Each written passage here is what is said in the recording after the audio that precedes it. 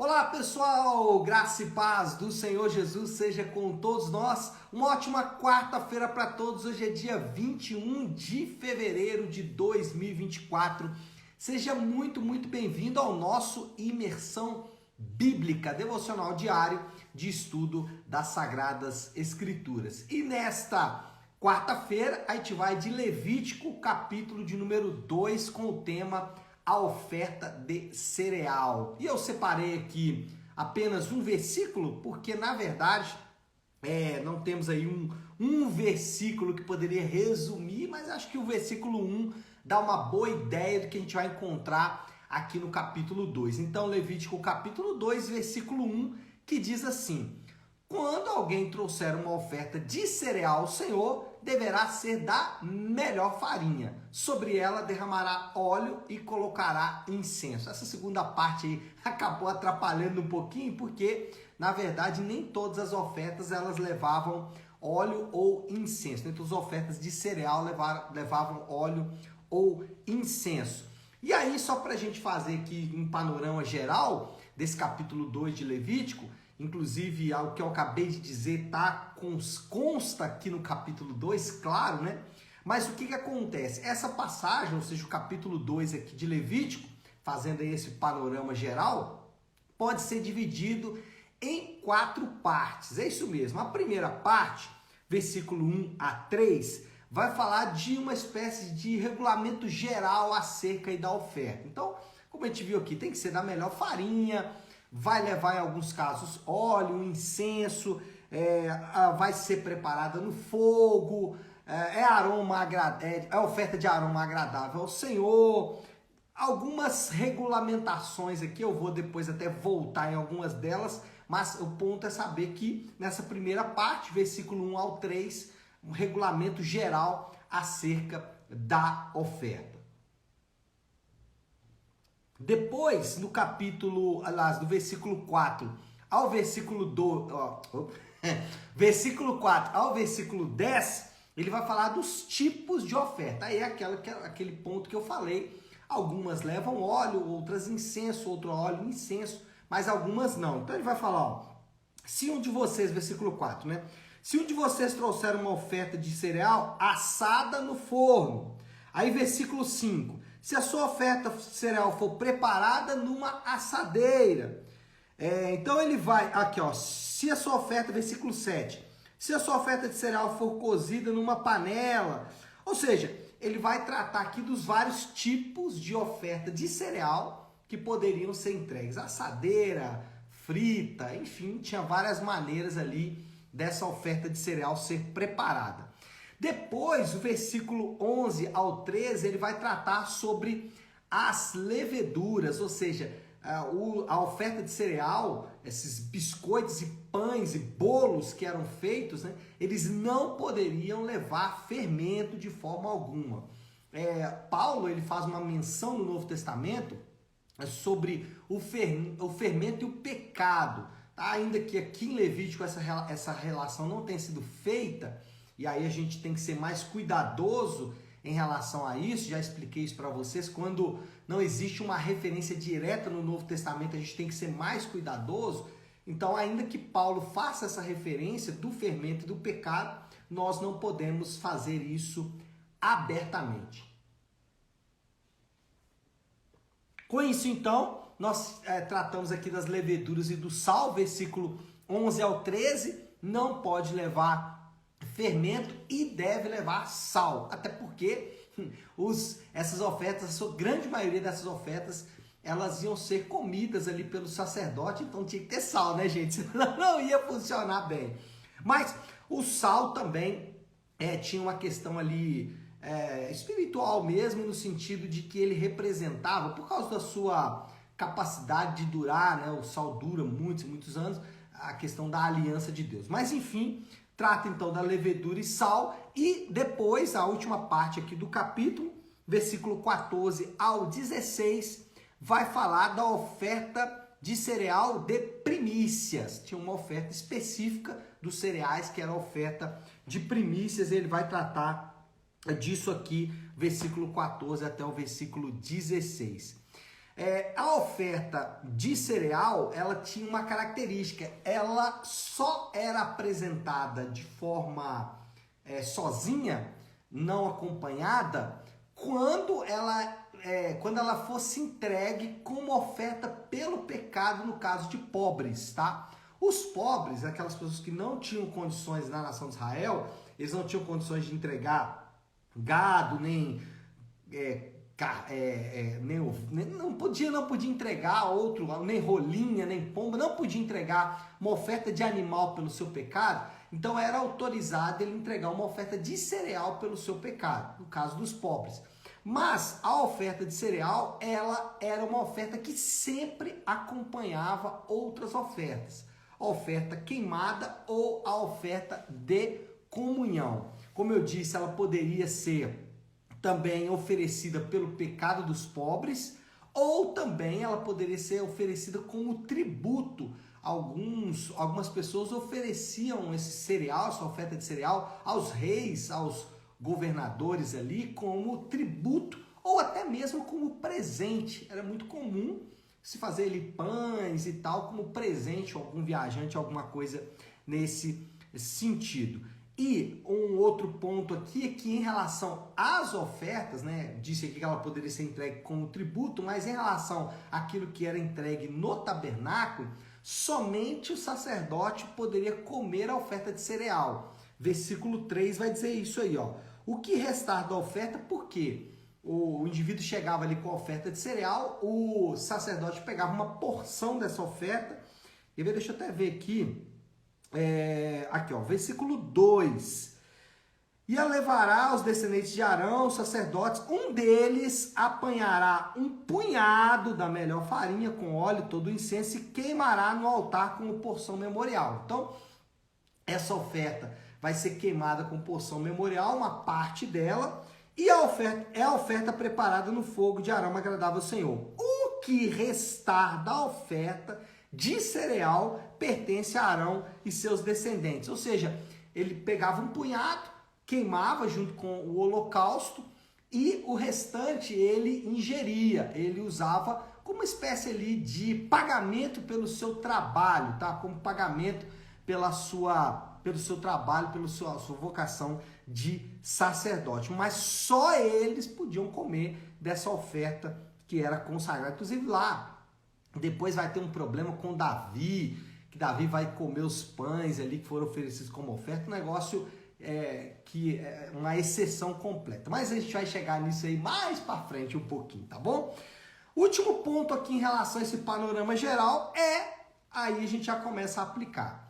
A oferta tinha o propósito de acompanhar o holocausto como oferta de propiciação. Então era uma espécie de pão e carne, tá? Lembra que a primeira oferta que a gente falou ontem era oferta de propiciação, oferta que trazia o favor de Deus? Então, do ponto de vista teológico, nós estamos falando da mesma aplicação de ontem. Como a oferta acompanhava o holocausto, a aplicação de ontem serve para hoje também. O referente aqui mais próximo é realmente Hebreus capítulo 9, acho que inclusive depois vale a pena você, com cuidado, ler todo o capítulo 9 de Hebreus, mas eu fixei em um versículo, que é o versículo 15, li esse versículo inclusive ontem, fala assim: por essa razão Cristo é o mediador de uma nova aliança, para os que são chamados recebam a promessa da herança eterna, visto que ele morreu como resgate pelas transgressões cometidas sobre a primeira aliança. Do ponto de vista teológico, o que nós afirmamos? Qual é a doutrina ensinada aqui, tanto em Levítico capítulo 1 como em Levítico capítulo 2? O que nós aprendemos com essas duas ofertas? Porque elas estão acompanhando uma outra. Holocausto e cereal são ofertas que são entregues juntas, são entregas conjuntamente. Então,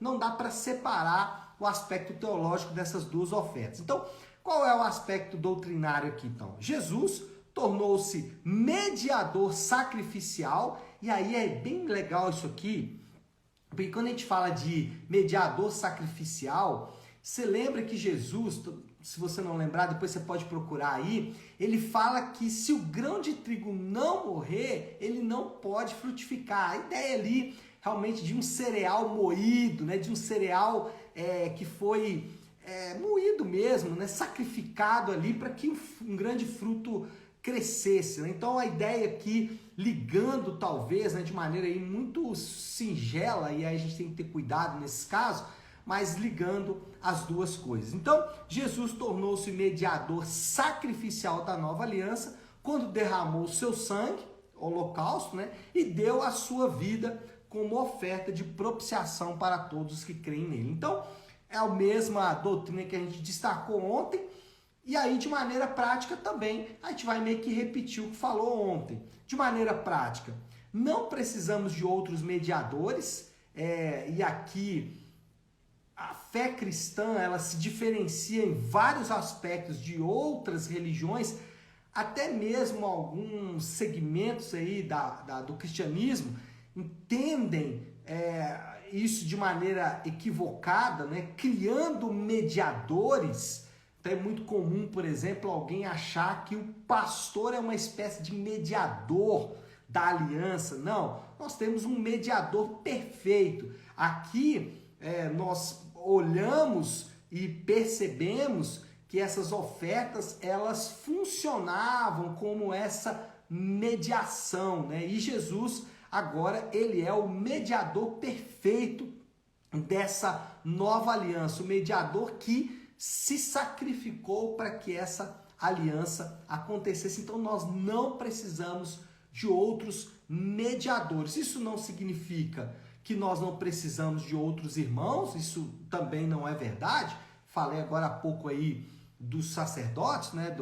Falei agora há pouco aí dos líderes ou pastores, enfim, nós somos ensinados no Novo Testamento que esses homens foram dados por Deus como dons de Deus à igreja para a edificação da igreja. Efésios capítulo 4, Paulo vai dizer isso, que os apóstolos, profetas, evangelistas, pastores e mestres, eles são dons de Deus, presentes de Deus, dados à igreja para a edificação da igreja, mas não como mediadores, apenas ali como instrutores, no máximo que eles podem chegar.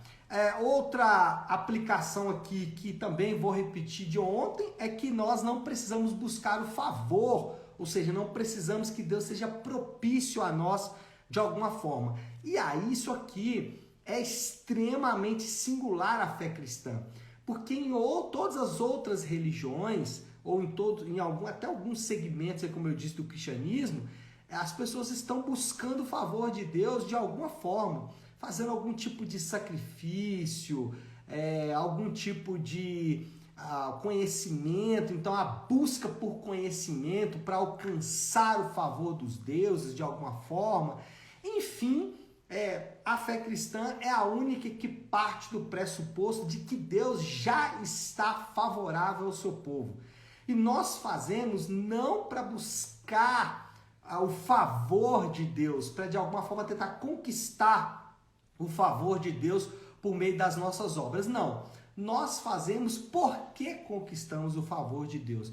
Em forma de gratidão, como se fosse, eu vou usar uma palavra aqui que é pesada, mas só para você entender, né? Paulo chega a citar essa linguagem lá em Romanos capítulo 1, como se fosse uma espécie de dívida mesmo. É uma espécie ali de maneira de retribuir ao Senhor, né? Claro que a gente não consegue de forma alguma, mas é só para a gente tentar entender que nós não fazemos para comprar o favor de Deus. Nada. A fé cristã não funciona assim. Ela funciona exatamente como gratidão. Então, aquela ideia de que quando as coisas não estão indo bem para mim, eu devo estar fazendo alguma coisa errada, né? Ou eu devo fazer alguma coisa certa para que Deus se torne favorável. Então, eu preciso fazer a oração certa, eu preciso fazer a oferta certa, porque as coisas não estão indo bem, porque eu não estou agradando a Deus. As ofertas de holocausto, ofertas aqui previstas, né, como essas ofertas de propiciação, elas nos lembram que Jesus é a oferta definitiva como propiciação para alcançar o favor de Deus. Então o crente não tem que fazer nada, pastor? Pelo contrário, o crente tem muita coisa a fazer, bastante coisa por sinal, muita coisa mesmo. Só que ele faz isso não para alcançar o favor de Deus, mas simplesmente em gratidão àquilo que Deus fez por ele. Essa é a verdade que nós aprendemos nas Escrituras. E a última aplicação, e aí volto a dizer, estou apenas refletindo a aplicação de ontem, porque as ofertas são iguais, eu não posso, não faz sentido, né, buscar outras aplicações.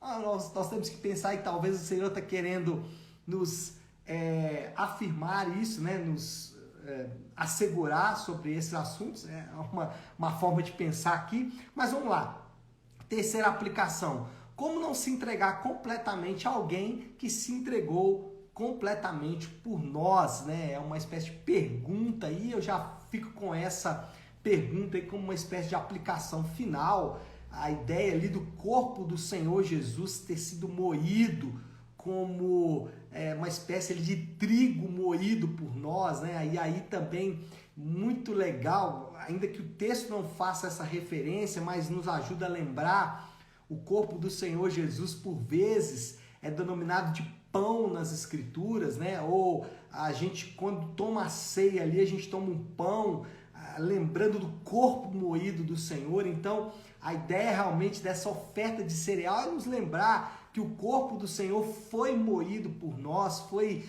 ali transformado em um pão, né? Que nós nos alimentamos, inclusive dele, todo mês, quando fazemos a ceia, alimentamos de maneira espiritual, é claro, física também, mas ali mais simbólica do que qualquer outra coisa. Mas qual é o ponto, né? Essa oferta de cereal, ela lembra que o nosso Senhor não deixou reservas, e isso é importante porque o cristão, ele não pode ter nenhuma área de reservas em sua vida. Então, aquela história de que eu tenho reservas em relação a Deus, eu faço isso, mas até certo ponto, não se encaixa com o ensino do Novo Testamento acerca da oferta de Jesus, que foi uma oferta completa. E aí eu já entro na moral da história, né? Porque é a mesma também de ontem, né? Estou refletindo aqui exatamente a mesma oferta. O radicalismo exigido do discípulo de Cristo tem uma base fundamental. Por que Jesus chama os seus discípulos a serem radicais?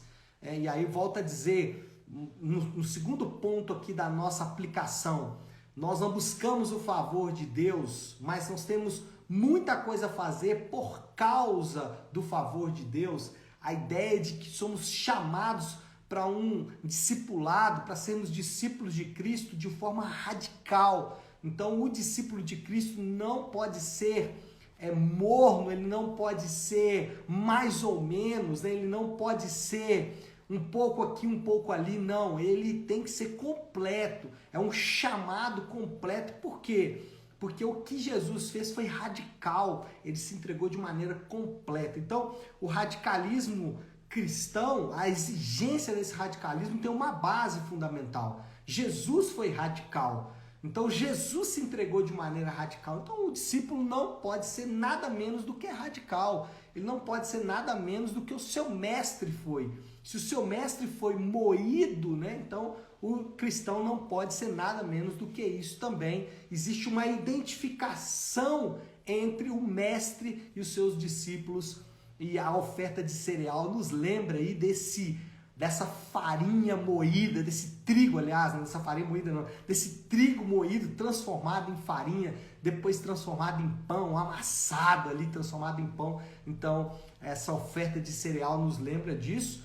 Basicamente a mesma aplicação que a gente fez ontem, porque a oferta de cereal, como eu disse, ela acompanha a oferta queimada, a oferta de holocausto, acompanha outras ofertas também, mas acompanha a oferta de holocausto. Tá certo, pessoal? Bom, eu acho que tá bom, né? Falei pra danar já.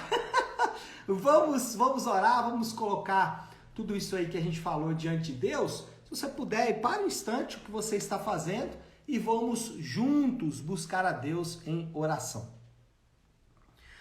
Querido Deus, Pai de amor e graça, Senhor, nós nos deparamos nessa manhã com essa oferta, com esse ensino de que os israelitas entregavam ali uma oferta de cereal, um trigo ou cereais moídos para que pudesse ser produzido ali os pães. E nós sabemos, Senhor, que o Senhor, de maneira direta e completa, se permitiu moer e foi entregue como oferta por nós naquela cruz. O seu corpo foi moído, o seu corpo foi dilacerado para que nós alcançássemos o favor do Pai. E é diante dessa oferta que nós nos deparamos em louvor e gratidão ao Senhor. Nós não podemos ser nada menos do que radicais, assim como o Senhor foi.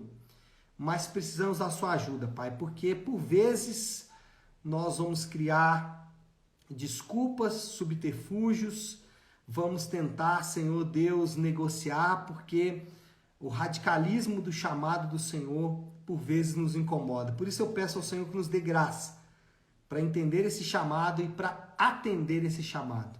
Assim nós oramos e o fazemos em nome de Jesus. Amém. Amém, pessoal? Bom, então é isso. Nós vamos ficando por aqui. Que Deus te abençoe. Uma ótima, uma excelente quarta-feira para todos. Fiquem com Deus.